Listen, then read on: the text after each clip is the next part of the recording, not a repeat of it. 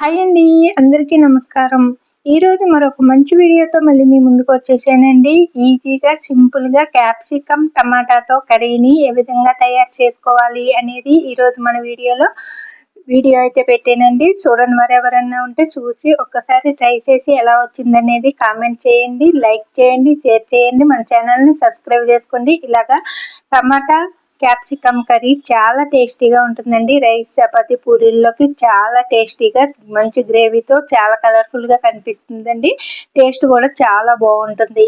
మరి ఎంతో టేస్టీగా ఉండే ఈ కర్రీకి ఏమేమి కావాలనేది ఇప్పుడు మనము చూసేద్దాం. ముందుగా వీడియోలోకి అయితే వెళ్ళిపోదాం, వచ్చేయండి. ముందుగా 3 క్యాప్సికమ్ ని ఇలాగా కట్ చేసుకోవాలండి. చిన్న ముక్కల కింద లోపల ఉన్న సీడ్స్ ని తీసేసి ఇలా ముక్కల కింద కట్ చేసుకోవాలి. అలాగే ఒక మీడియం సైజు ఉల్లిపాయ, 2 పచ్చిమిర్చి, ఒక రొమ్మ కరివేపాకు, ఇవన్నీ ఇలా రెడీ చేసి పెట్టుకున్న తర్వాత మనం తయారు చేసే విధానాన్ని చూసేద్దాం. ముందుగా ఒక కడాయిని స్టవ్ పై పెట్టి స్టవ్ ఆన్ చేసుకుని 2 టేబుల్ స్పూన్లు నూనె వేసుకుని నూనె వీటెక్కిన తర్వాత పచ్చిమిర్చిని, కరివేపాకుని వేసి అలాగే పోపు దినుసులకి ఆవాలు, జీలకర్ర ఒక్కొక్క పావు స్పూన్ వేయండి. ఎందుకంటే మనకి కర్రీ అనేది తక్కువ క్వాలిటీలో తయారు చేస్తున్నాం కాబట్టి తక్కువ వేసుకోండి. ఎక్కువ తయారు చేసుకునేటట్టయితే ఒక్కొక్క స్పూన్ తీసుకోండి.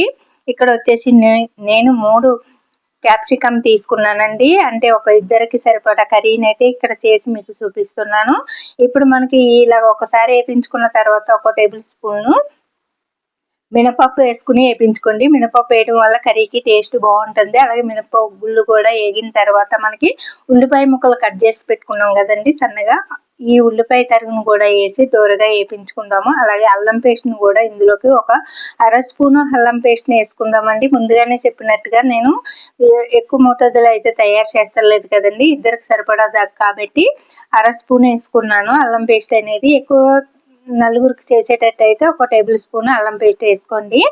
ఇప్పుడు అల్లం పేస్ట్ తో పాటు ఉల్లిపాయ ముక్కల్ని దోరగా వేపించుకోవాలి. ఇలాగ అల్లం పేస్ట్ వేయడం వల్ల ఉల్లిపాయ ముక్కలు అనేది దోరగా వేగుతాయండి, ఇంకా మాడకంట.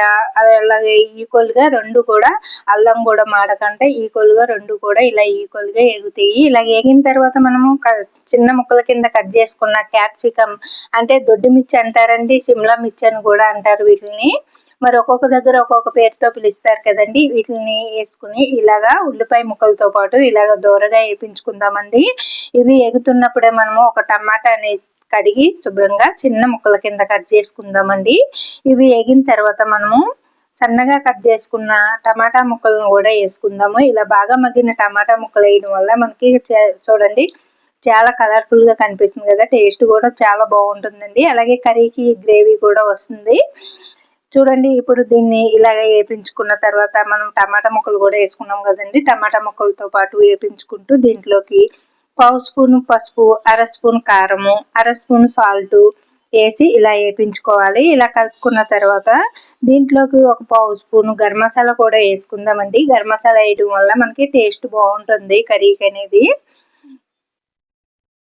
చూడండి ఇవన్నీ కూడా ఇలా వేసి దగ్గరికంటూ వేపించుకోవాలి. దగ్గరికంటే వేగిన తర్వాత కొద్దిగా వాటర్ పోసుకుందామండి. సరిపడా వాటర్ పోసుకుందాము, అంటే మరీ ఎక్కువ కాకుండా మరీ తక్కువ కాకుండా. ముక్క అనేది మెత్తబడాలి కాబట్టి మనం ఇది ఫ్రై అనుకోండి, ఇలానే ఫ్రై చేసేసుకోవచ్చు మీకు ఇష్టమైతేనే. ఇంకా కాస్త గ్రేవీ కావాలనుకుంటే ఇలాగ ఒక చిన్న బుల్లి గ్లాసులు వాటర్ వేసి మూత పెట్టేసి దగ్గరికంటే అయిన తర్వాత ఇలా దింపేసుకోవాలండి.